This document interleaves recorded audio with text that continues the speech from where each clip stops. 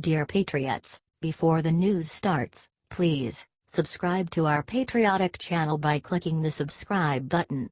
Give us a thumbs up to this video. Don't forget to leave your opinion below in the comments section. Share the news on Facebook and Twitter so your friends see it. Thank you. MSNBC just cut into President Trump's speech seconds ago to do sick thing to him. Donald Trump is the founder and owner of the Trump Organization. It's an international conglomerate out of New York City. Trump Organization also employs 22,000 people across its properties. Manufacturing optimism reached new heights this year ahead of the Trump administration. Trump is cutting business tax to 20% and his American manufacturing is going to come roaring back. MSNBC cut into Trump's speech to smear him? How sad. These people are sad. Expose these liars for who they are by hitting that share button. Thank you and have a wonderful day.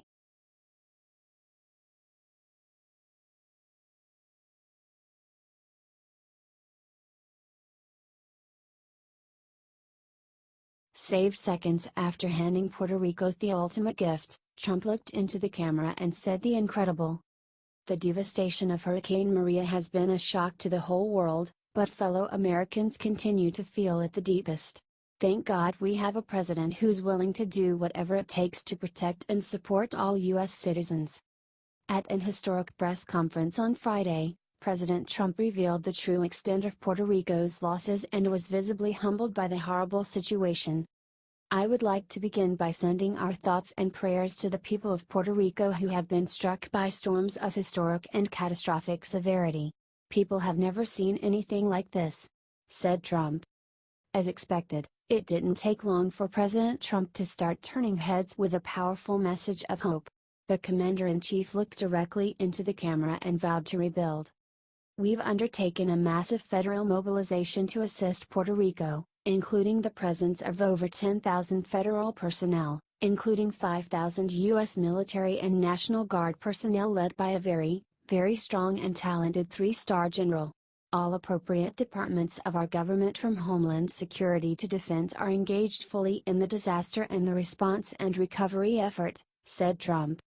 Not only did this announcement bring onlookers to tears, but it strengthened the amazing bond between President Trump and the leaders of both Puerto Rico and the Virgin Islands. Both governors, I have to tell you, of Puerto Rico and of the Virgin Islands have been extremely good. They are working so hard. There's nothing. The houses are largely flattened, the roads are washed away, there is no electricity, the plants are gone, they're gone. Which is exactly why President Trump is mobilizing the best relief with the best people in charge. These are the actions of a man who truly cares, not only about saving human lives, but also improving the quality of those lives. This is just another example of President Trump taking the reins and making sure things get done. Do you think President Trump is doing the right thing? Are you proud of his commitment to all of America? Tell us what you think and share this incredible moment. Sources: dailycaller.com.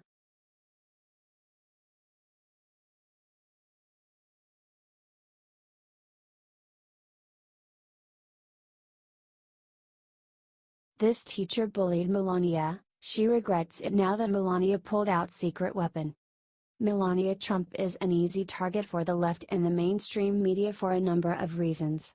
To name just two, she's beautiful and married to the most powerful man on the planet, the man the left loathes more than any other man on earth, and possibly of all time.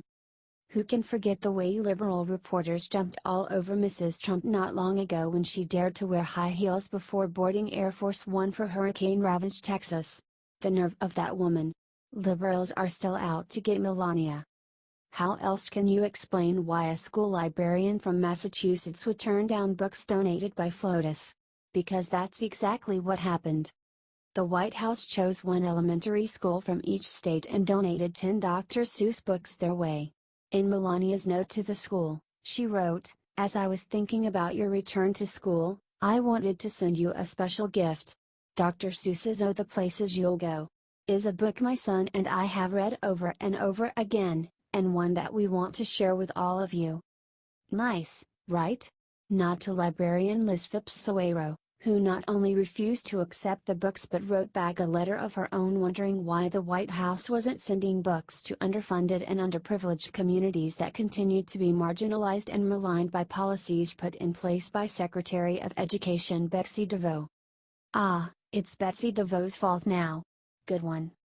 Soero would rather deny students at her own school Dr. Seuss books than be caught dead accepting anything from Melania Trump. That's liberal logic for ya. Now, Melania has responded with this classy statement. First Lady Melania Trump fired back Friday at a Massachusetts elementary school librarian who rejected her donation of Dr. Seuss books, claiming their illustrations are examples of racist propaganda. Stephanie Grisham, Director of Communications for the First Lady's office, said in a statement to Fox News that the response was unfortunate, and Mrs. Trump wanted to use her platform to help as many children as she can. She has demonstrated this in both actions and words since her husband took office, and sending books to children across the country is but one example, she said. To turn the gesture of sending young students some books into something divisive is unfortunate, but the First Lady remains committed to her efforts on behalf of children everywhere. To celebrate National Read a Book Day, the First Lady had sent out a collection of 10 Dr. Seuss books to one school in each state across the nation. The titles included, The Cat in the Hat, One Fish, Two Fish, Red Fish, Blue Fish, Wacky Wednesday, Green Eggs and Ham, and Oh, the Places You'll Go.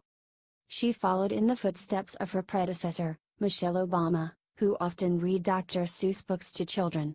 Former First Ladies Hillary Clinton and Barbara Bush also read to children at Dr. Seuss-themed educational events.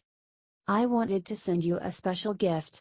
Dr. Seuss's Oh, the Places You'll Go is a book my son and I have read over and over again, and one that we want to share with all of you, the First Lady wrote in her letter to students. Please also remember that you are the future of America and that you can accomplish anything you set your mind to. Don't you just love our First Lady? She is such a proud and strong individual. God bless her. Now, look what came out about the professor. She was pictured wearing Cat in the Hat gear. What a putz. That's the thing about talking smack on the Trumps. It always come back to bite you. Share this if you stand with Melania. HT, Washington Examiner, The Right Scoop.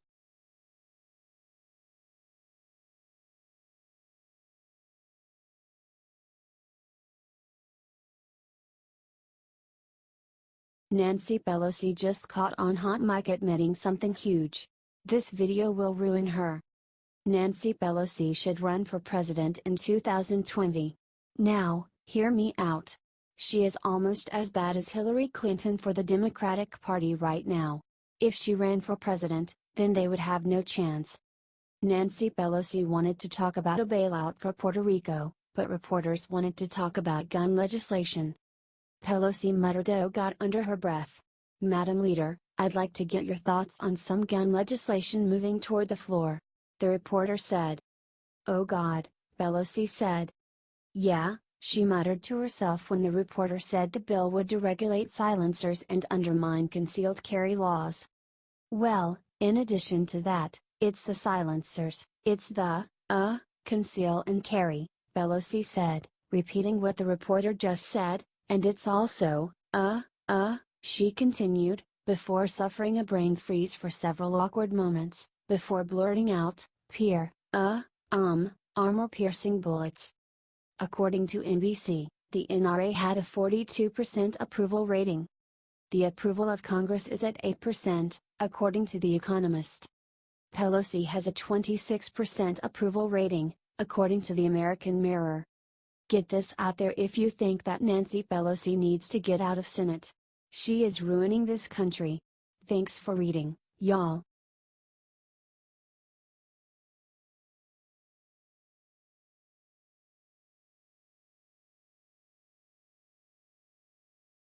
After officer escorting Trump to airport wrecks, what Trump does next is simply unbelievable. On Wednesday, President Donald Trump was escorted through Indiana on his way back to Air Force One with Indianapolis Metropolitan Police officers. On the way there, Officer Robert Turner crashed his motorcycle on the I-70, According to Blue Lives Matter, the officer suffered a broken ankle and concussion and was put in a neck brace and taken to the Methodist hospital. Here is the awful pic of the crash. According to multiple reports, Trump delayed Air Force One leaving back to Washington until he had checked to see if the officer was injured. The Indianapolis Metropolitan Police Department then posted the video on their Facebook page of Officer Turner getting a call from the president, then wrote the following. Congresswoman Susan Brooks, Republican Indiana, then sent out the following heartbreaking image on Twitter and thanked the officer for his service and prayers for his recovery. Thank you so much to all our police officers for their sacrifice. They do an amazing job and work hard to make sure our country is kept safe. Please help us at Liberty Writers share this everywhere because the mainstream media will not show it to anyone. Let's spread this everywhere so the whole world can see how amazing our president is. God bless our cops.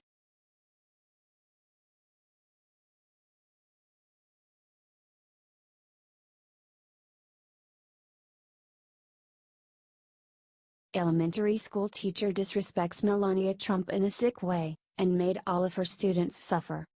Education for the children of America is a top priority for First Lady Melania Trump. So in honor of National Read a Book Day, Mrs. Trump decided to donate Dr. Seuss books to schools across the country with programs that achieve high standards of excellence. But one elementary school librarian decided to put politics before her students, and reject the donation of books made by our First Lady. Liz Phipps-Sawero, a librarian at Cambridgeport Elementary School in Massachusetts, not only refused to accept the books, she also insulted Melania Trump in a letter, implying that her choice of books were racist. You may not be aware of this, but Dr. Seuss is a bit of a cliché, a tired and worn ambassador for children's literature, Ms. Sawero wrote. As First Lady of the United States, you have an incredible platform with world-class resources at your fingertips. Another fact that many people are unaware of is that Dr. Seuss's illustrations are steeped in racist propaganda, caricatures, and harmful stereotypes, she added.